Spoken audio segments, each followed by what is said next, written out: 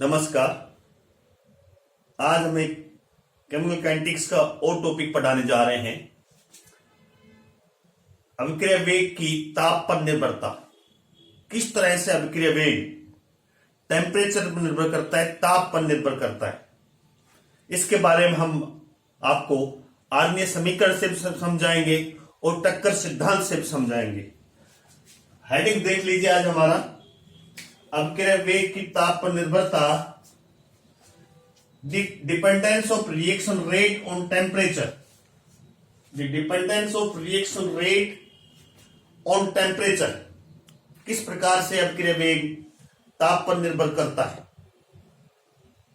सामान्यतः तो जब ताप बढ़ाते हैं तो अभिक्रिया वेग तेजी से बढ़ता है, लेकिन प्राय देखा गया कि अभिक्रिया का ताप यदि हम 10 डिग्री सेंटीग्रेड बढ़ा दें, कितना 10 डिग्री सेंटीग्रेड यदि ताप बढ़ा दें तो अभिक्रिया वेग दुगना या तिगुना हो जाता है। किसी अभिक्रिया का वेग यदि 10 डिग्री सेंटीग्रेड बढ़ा दिया जाए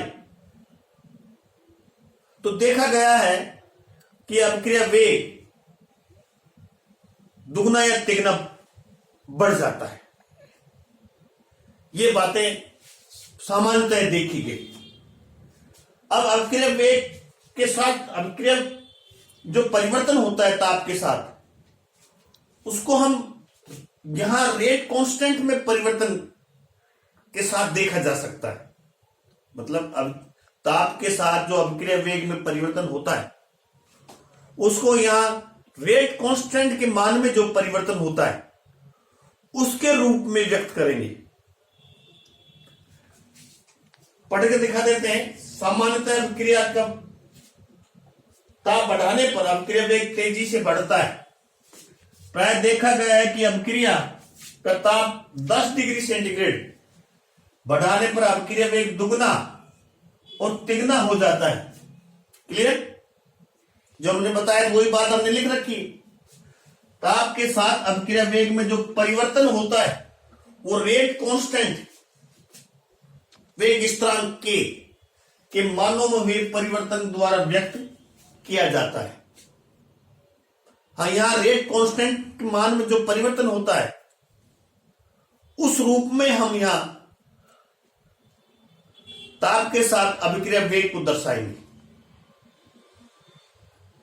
ये बातें यदि मान लीजिए टेम्परेचर कितना है किसी अभिक्रिया का, T डिग्री सेंटीग्रेड पर अभिक्रिया वेग स्थिरांक KT है, मान लेते हैं T डिग्री सेंटीग्रेड पर अभिक्रिया वेग KT प्राप्त हुआ है हमें। और यदि उस अभिक्रिया का ताप 10 डिग्री सेंटीग्रेड बढ़ा दें तो मान लीजिए उसका वेग स्थिरांक होगा कितना, KT plus 10। T degree centigrade पर वेग स्थिरांक रेट कांस्टेंट कितना है, KT। यदि उसी अभिक्रिया का ताप हम 10 डिग्री सेंटीग्रेड बढ़ा दे तो मान लीजिए इसका वेग स्थिरांक होगा KT प्लस 10। दो ताप हो गए, एक T डिग्री सेंटीग्रेड, एक 10 डिग्री सेंटीग्रेड। इन दोनों तापों पर जो वेग स्थिरांक का अनुपात होता है वो ताप गुणांक कहलाता है, टेम्परेचर कोफिशिएंट कहलाता है। दोनों तापों में जो वेग स्थिरांक में अनुपात प्राप्त हुआ, T डिग्री सेंटीग्रेड पर वेग स्थिरांक कितना है और 10 डिग्री सेंटीग्रेड पर वेग स्थिरांक कितना है, दोनों तापों पर वेग स्थिरांकों का रेशियो ताप गुणांक टेम्परेचर कोफिशिएंट कहलाता है। ये टेम्परेचर कोफिशिएंट में जो अनुपात है वो भी दुगना या तिगुना ही होता है। इसको इस प्रकार से देख लीजिए। ये क्या है, 10 डिग्री सेंटीग्रेड पर वेग स्थिरांक KT प्लस 10 और ये T डिग्री सेंटीग्रेड वेग स्थिरांक। इन दोनों वेग स्थिरांकों का अनुपात लगभग दुगना या तिगुना ही होता है। यह बात सोचने वाली बात है। किसी अभिक्रिया के 10 डिग्री तापांतर पर वेग स्थिरांक को अनुपात ताप गुणांक कहलाता है। क्लियर? 10 डिग्री तापांतर पर वेग स्थिरांकों का जो रेशियो है that is known as temperature coefficient. 2-3 बार बता चुके हैं हम। ये टेम्परेचर कोफिशिएंट ताप गुणांक स्वयं ताप से प्रभावित रहता है। ओके, ये टेम्परेचर कोफिशिएंट भी टेम्परेचर से प्रभावित रहता है। लेकिन कुछ अभिक्रिया ऐसी है, यहां तक तो हम सब जान चुके हैं कि ताप गुणांक क्या है, टेम्परेचर कोफिशिएंट क्या है। टेम्परेचर कोफिशिएंट 10 डिग्री तापांतर पर वेग स्थिरांकों का अनुपात टेम्परेचर कोफिशिएंट ताप गुणांक कहलाता है। परंतु कुछ अभिक्रिया ऐसी है, यदि उनका हम टेम्परेचर बढ़ा दें तो अभिक्रिया वेग बढ़ने की बजाय घटता है, अभिक्रिया वेग कम होता है। और ऐसी अभिक्रियाओं के लिए टेम्परेचर कोफिशिएंट ताप गुणांक का मान 2 या 3 से कम होता है, मतलब 2 से भी कम होता है। क्योंकि इन अभिक्रियाओं के लिए यदि हम टेम्परेचर बढ़ाते हैं तो क्या हो जाता है, वेग कम हो जाता है, अर्थात इनका ताप गुणांक भी 2 से कम हो जाता है। ऐसे उदाहरण हमने आपको बोर्ड पे लिखे हुए हैं। N2 + O2 2NO और H2 + N2 अमोनिया NH3। इन अभिक्रियाओं को हम टेम्परेचर बढ़ाते हैं तो इनका अभिक्रिया वेग कम हो जाता है। ये कुछ अभिक्रियाएं हैं, लेकिन सामान्यतः तो अभिक्रिया का ताप बढ़ाने पर अभिक्रिया वेग बढ़ता ही। ऐसी अभिक्रियाओं के लिए ताप गुणांक का मान 2 से भी कम होता है। क्लियर? अब ताप बढ़ाने पर अभिक्रिया वेग क्यों बढ़ता है, एक सोचने वाली बात है,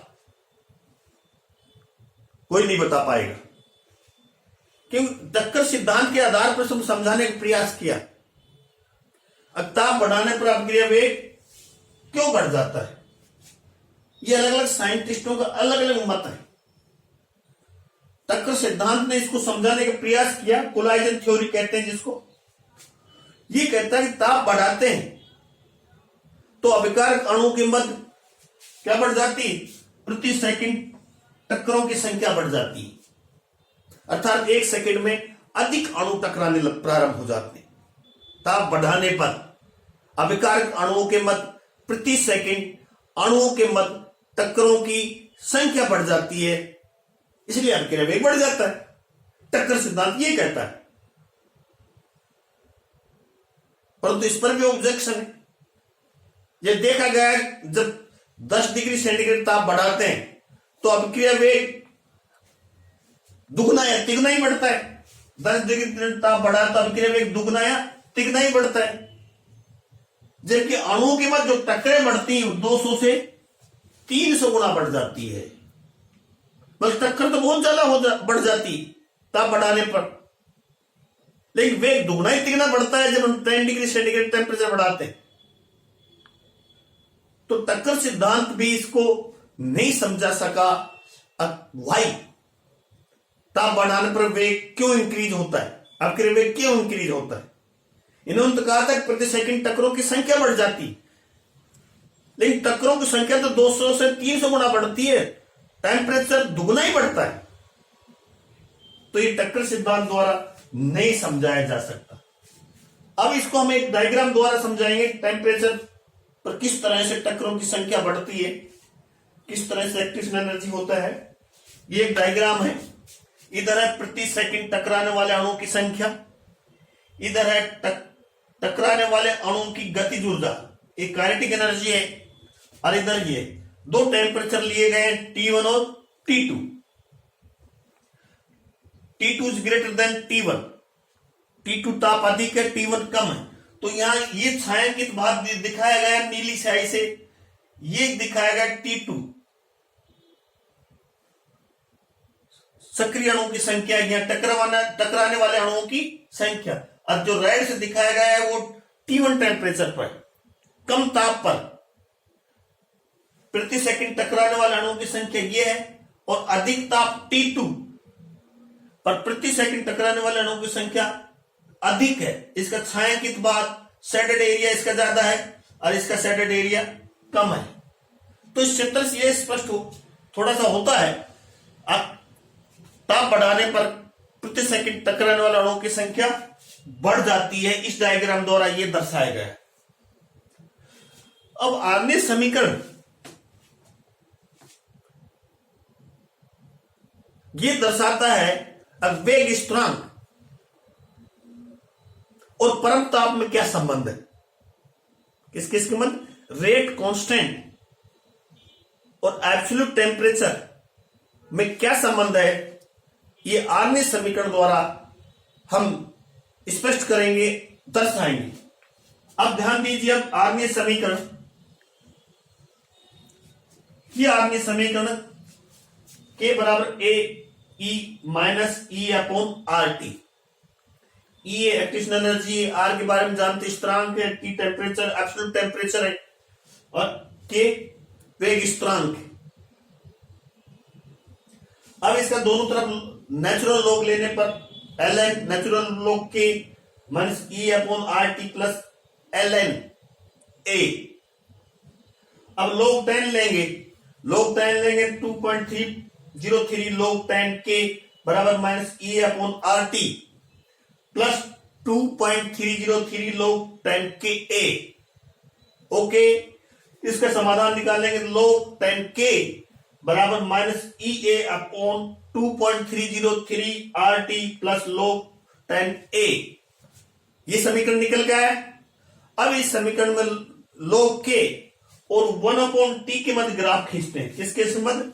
log के ग्राफ देखिए इधर, log के और 1 अपॉन टी के मध्य ग्राफ खींचते हैं तो एक सीधी रेखा, मतलब उल्टी सीधी रेखा प्राप्त होगी। ये सीधी रेखा तो है लेकिन उल्टी सीधी रेखा प्राप्त है और इसका जो स्लोप आएगा वो बराबर होगा माइनस ई अपॉन 2.303 आर। ये जो ग्राफ दर्शा रहा है ये अभिक्रिया वेग की ताप पर निर्भरता को दर्शा रहा है, temperature dependence of reaction rate को दर्शा रहा है, जिसको हम यहां वेग स्थिरांक के रूप में ले रहे हैं। log के इधर लिया है और 1 अपॉन टी परम ताप एक्स अक्ष पर लिया है और वाई अक्ष पर log के लिया है। इस तरह से एक ये उल्टा सीधी लाइन का एक ग्राफ प्राप्त हुआ है। इस ग्राफ से स्पष्ट है किस तरह से अभिक्रिया वेग, या हम वेग स्थिरांक की बात कर रहे हैं, अभिक्रिया वेग या वेग स्थिरांक ताप पर निर्भर करता है। इस डायग्राम से स्पष्ट हो रहा है, इस ग्राफ से स्पष्ट हो रहा है। ये क्लियरली आप समझा दिया। ये इंपॉर्टेंट टॉपिक है, ये हमेशा पूछा जाता है परीक्षाओं में, किस तरह से अभिक्रिया वेग ताप पर निर्भर करता है, टेम्परेचर कोएफिशिएंट क्या है, ताप गुणांक क्या है। Thank you very much, best of luck.